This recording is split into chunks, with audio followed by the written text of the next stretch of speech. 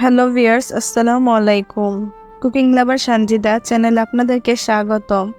আজ আমি আপনাদের দেখাবো চায়ের সাথে খাওয়ার জন্য আটা দিয়ে তৈরি অসাধারণ বিস্কুট রেসিপি।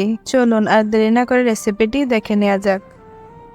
এখানে আমি হাফ কাপ চিনি নিয়েছি এবং এতে 10টা চামচ পানি দিয়ে আধা ঘন্টার জন্য রেখে দিব। তারপর একটি বলে 1 কাপ ময়দা এবং 1 চা চামচ বেকিং পাউডার, স্বাদমতো লবণ এবং 1 চা চামচ তেল দিয়ে মেখে নিব।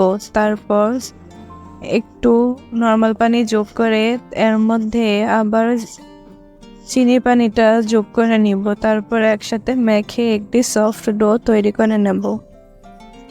ভিউয়ার্স, আমার ডোটি তৈরি হয়ে গিয়েছে। এখন আমি একটু করে ডো নিয়ে রুটি বানিয়ে নিব এবং তারপর এটাকে কেটে নিব। প্রথমে রুটির চারদিক কেটে 4 কোণাকার করে নিতে হবে। আপনারা চাইলে আপনাদের ইচ্ছা মতো শেপ দিতে পারেন, কিন্তু আমি চতুর্ভুজ বা 4 কোণার শেপ দিয়ে নিব।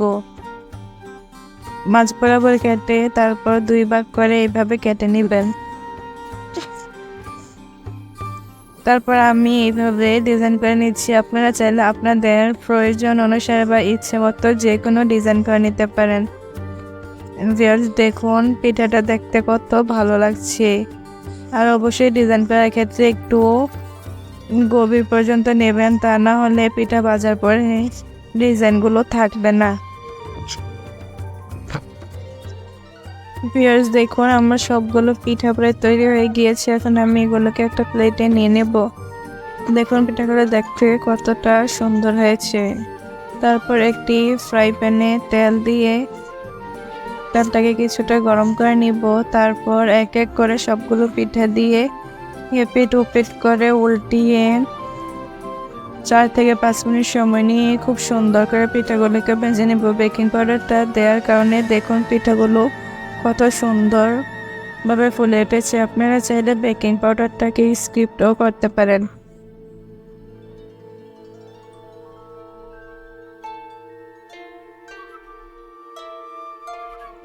ভিউয়ার্স, দেখুন আমার পিঠাগুলো প্রায় ভাজা হয়ে গিয়েছে। আমি এর থেকে বেশি ভাজবো না, এরকম ব্রাউন কালার হলেই আমি উঠিয়ে নিব। এখন আমি এক একটি করে উঠিয়ে একটি প্লেটে পরিবেশন করে নিব।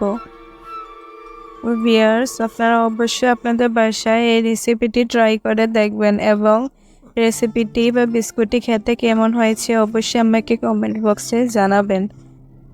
এতক্ষণ আমার ভিডিওটি ধৈর্য সহকারে দেখার জন্য ধন্যবাদ। অবশ্যই আমার চ্যানেলটিকে লাইক, শেয়ার অ্যান্ড সাবস্ক্রাইব করতে ভুলবেন না। ধন্যবাদ।